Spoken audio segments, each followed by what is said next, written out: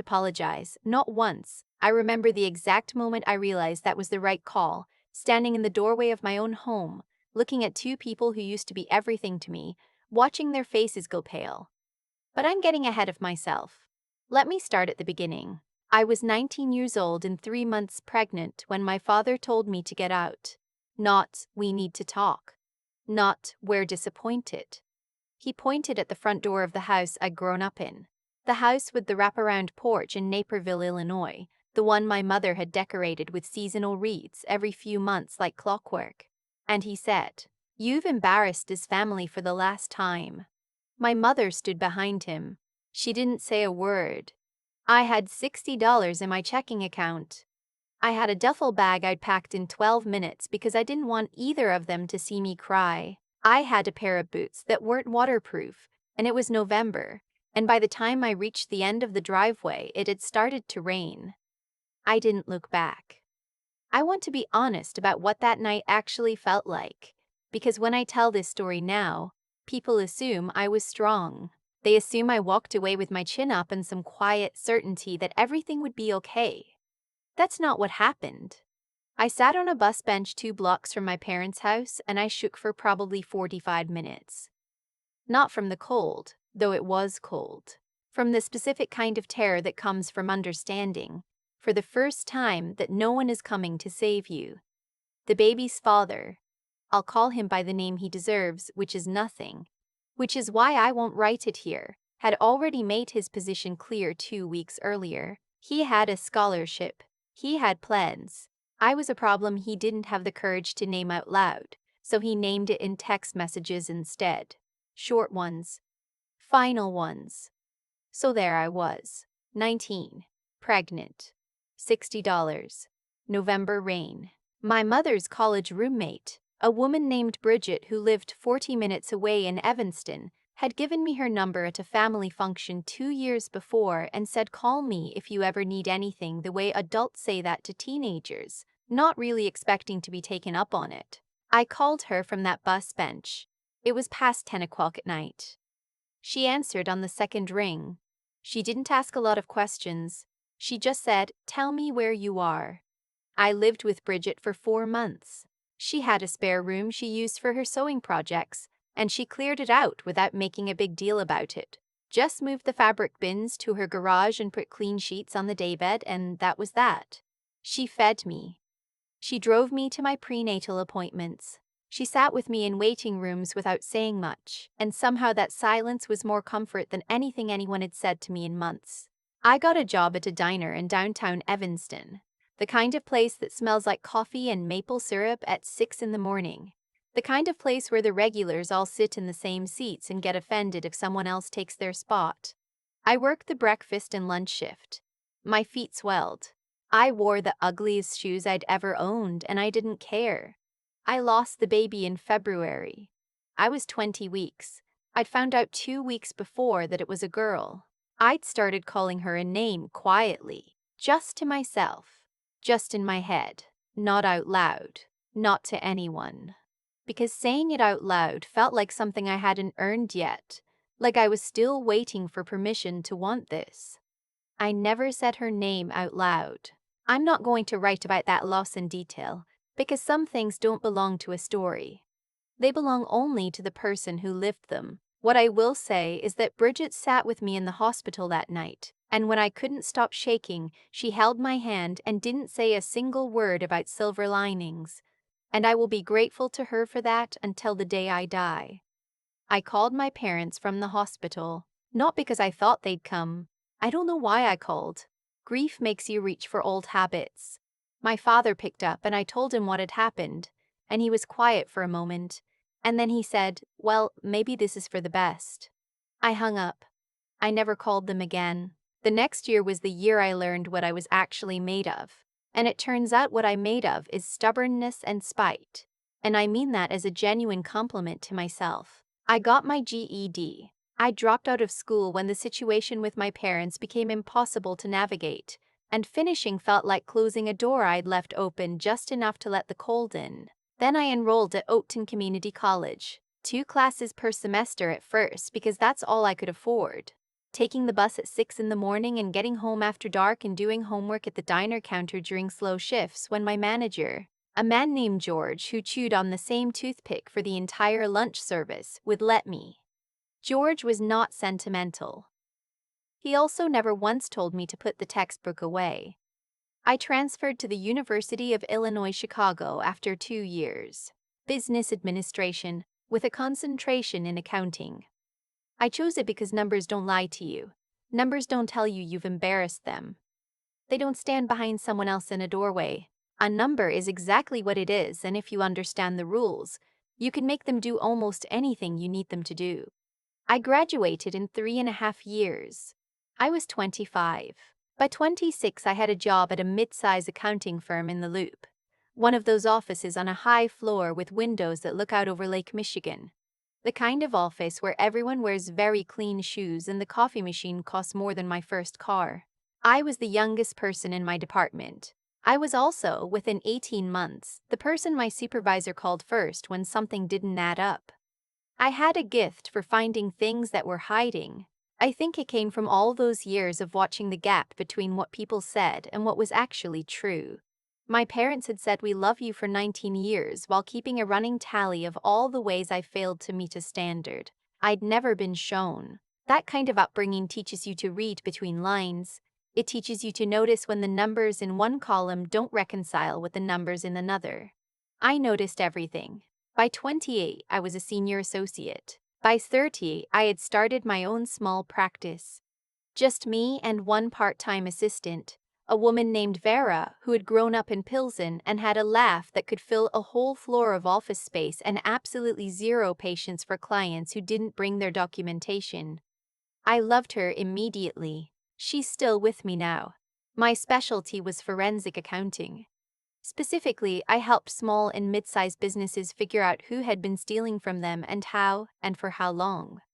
It turned out there was a significant market for this. It also turned out I was unusually good at it, which I attribute to the fact that I genuinely find it interesting in the way some people find puzzles interesting. That specific satisfaction of watching a hidden structure reveal itself. The moment when a pattern that looked like noise suddenly resolves into a shape. I also got married. His name was Aaron, and I want to be fair to him because the story of my marriage is not simple. He was smart and funny and kind in the specific ways that matter early on. He remembered things I mentioned in passing. He asked follow-up questions. He showed up. We met at a client event when I was 29, and we were married 18 months later in a small ceremony at a venue in Wicker Park. 40 people, wildflowers, September light. I did not invite my parents. My father had tried to reach me twice in those 10 years. Once through my mother's sister, who passed along a message I did not return, and once through a letter I opened, read once, and put in the recycling bin. The letter was about legacy. It was about the Hartley name. It was about how my behavior had caused my father's blood pressure to rise, and how surely by now I understood that they had made the right decision. I understood nothing of the sort. Aaron and I built something together for 4 years, a condo in Lincoln Square, a life that looked, from the outside, exactly like what I had always wanted: stable, clean, forward-moving. I was happy, or something that functioned like happiness, most of the time. Then I found out that Aaron had been running a parallel financial life for approximately 3 years. I discovered it the way I discovered most things: a number that didn't add up. A transfer I didn't recognize. The kind of small inconsistency that most people would assume was a bookkeeping error. I am not most people. It wasn't a bookkeeping error. It was a series of loans and investment accounts and credit lines, all in both our names, that Aaron had opened and leveraged and, in several cases, defaulted on, all without telling me. The total liability was just over $400,000. I sat with that number for a long time. I ran the figure several times to make sure. I thought about what it would mean to sue him. I thought about what a divorce proceeding that involved this level of financial fraud would look like. The depositions, the discovery, the time, the cost, the way it would spool out into years of my life. Then I thought about something else. I thought about what I actually wanted, not what I was owed, not what I could win. What I wanted. What I wanted, what I wanted was to be done. I paid off the debt, all of it. I used savings I had built over a decade of 70-hour weeks and careful decisions and saying no to things I wanted so that I could say yes to stability. I paid it off, and then I handed Aaron a divorce agreement that my attorney described as unusually clean, and I told him I had nothing else to say. He cried. He apologized. He said he had been too proud to tell me how badly things had gotten. I told him I knew what it was to be too proud to ask for help, and that I had no interest in punishing him for it, but that I was also never going to look at him the same way again, and that both of those things could be true. He signed the papers. I moved into a rental in Andersonville, a second-floor apartment with big windows and a radiator that knocked every morning at 5 a.m., like it had somewhere to be, and I started over.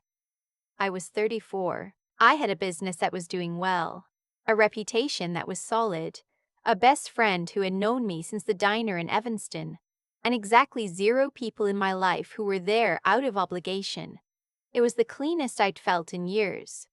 I should tell you about the trust. My father's mother, my grandmother on his side, a woman I'd called Gram and visited every summer until I was old enough that my parents stopped making the trip to Knoxville, had established a family trust some years before she died.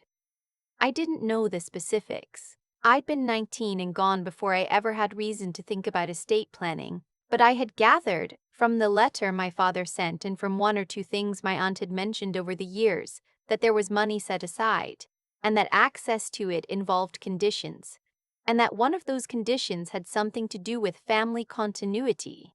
I didn't think about it much. It wasn't my money. I built everything I had without it, and I had no interest in revisiting that side of my life. Then, on a Thursday morning in early March, my doorbell rang. I looked at the camera feed on my phone. I had a smart doorbell, the kind that shows you who's there before you decide whether to answer, and I stood in my kitchen for probably 10 seconds just looking at the screen. My parents. My father looked old. My mother looked the way she always had, the same wool coat she'd worn to every formal occasion I could remember. The same posture, back straight, chin slightly elevated. The specific physical expression of a woman who had spent 50 years making sure everyone knew she came from somewhere. I pressed the intercom button. My voice was very steady. I was surprised, actually, by how steady it was. I said, "Can I help you?" My father cleared his throat. He said they'd come to talk. He said it was important. He said it was important. He said it was about the family. I said, "What family?" He said my name. Just my name, like a period at the end of a sentence he hadn't finished. I let them in. Not because I want to. Not because I'd forgiven anything. I let them in because I wanted to hear it, whatever they'd come to say, and I wanted to hear it clearly, in person, without the buffer of a letter or a second-hand message, so that there would be no room for ambiguity later. We sat in my living room. My mother looked at my apartment the way people look at things when they're trying to recalibrate their assumptions. Taking in the bookshelves, the good furniture, the framed print above the fireplace. My father looked at his hands. He said that things had changed. He said that the trust, Graham's trust, was structured in a way that the attorney had recently clarified. The primary disbursement required a direct line descendant of the next generation, a grandchild. He said that he and my mother were the only surviving beneficiaries of Graham's estate. He said that, given that I was their only child, the trust could not be accessed without he stopped.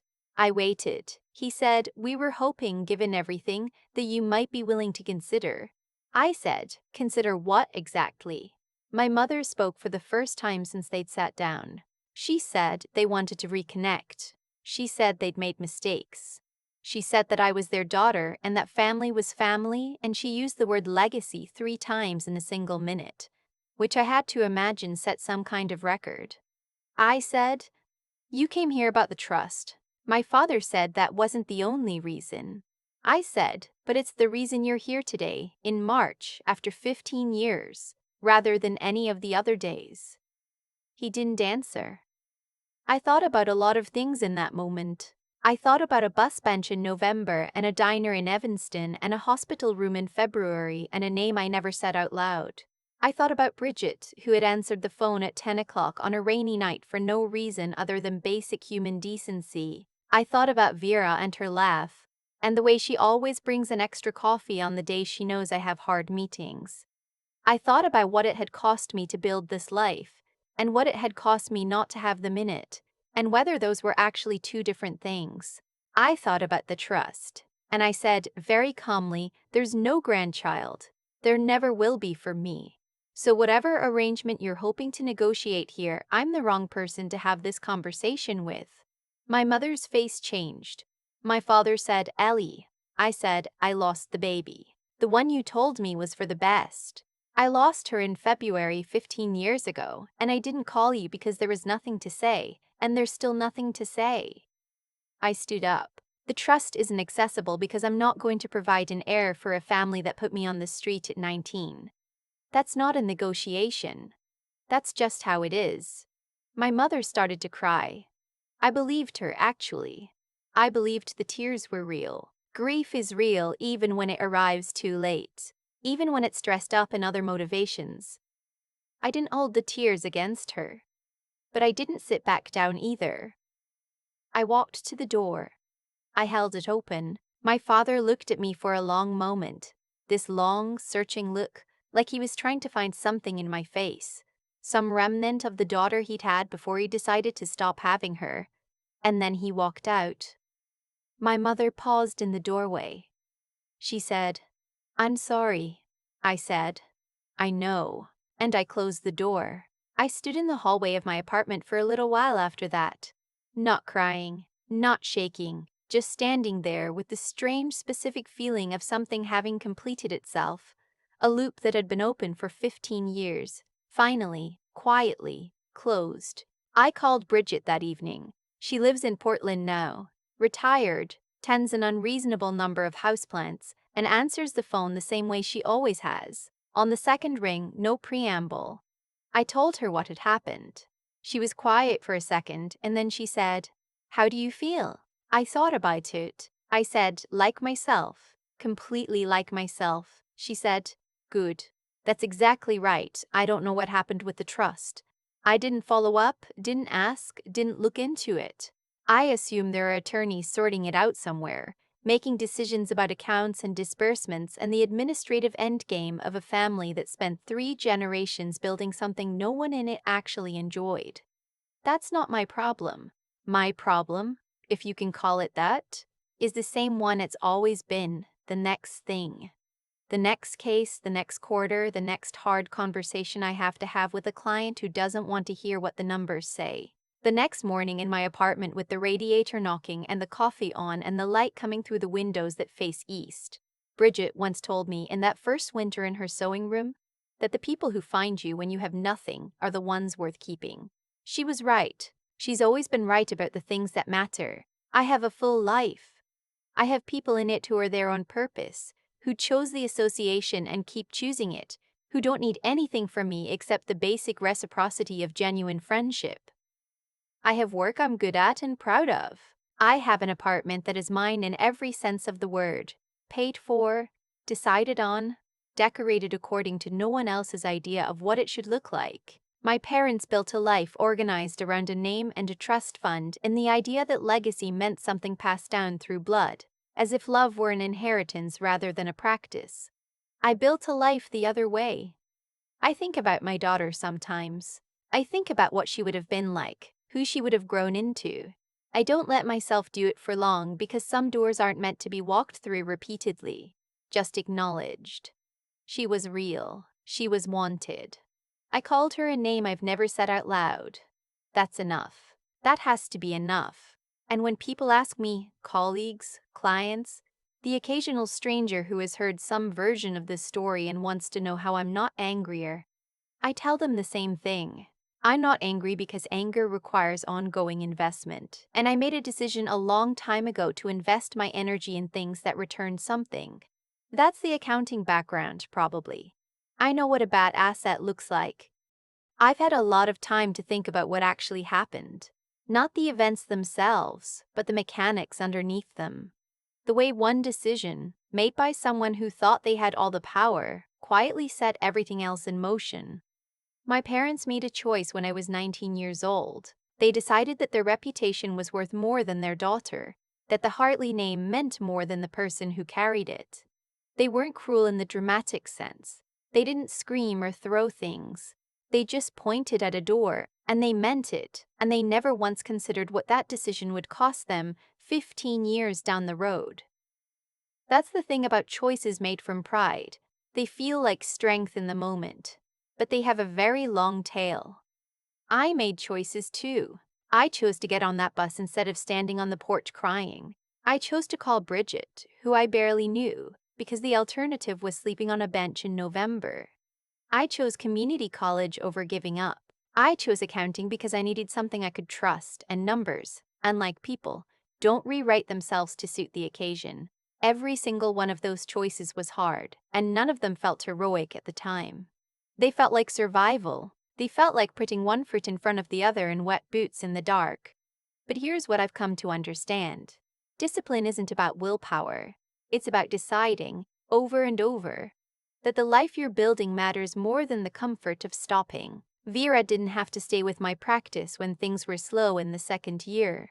She stayed because she believed in the work.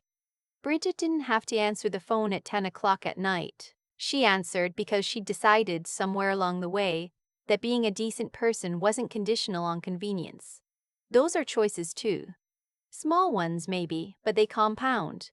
Aaron's choices compounded differently. He borrowed against our future because he was too proud to say I'm struggling, and that pride cost him a marriage and cost me $400,000 and several years I'd planned differently.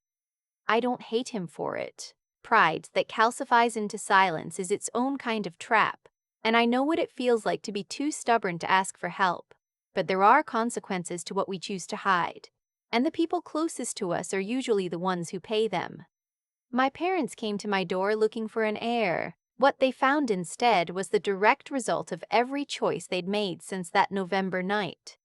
They had spent 15 years protecting a legacy, and the person who was supposed to carry it forward had spent those same 15 years building something that had nothing to do with them. That's not irony. That's just math. I think about what I want to pass forward. Not an estate, not a name, not access to a trust that took 3 generations and produced nothing I'd want to inherit. What I want to leave behind is simpler than that. I want to have been someone who told the truth when it was hard, who paid her debts, who showed up for the people who showed up for her, who built something real and knew the difference between what was real and what was just inherited. My daughter never got to grow up, but I did on my own terms, in my own time, without anyone's permission. That's the only legacy that ever made sense to me.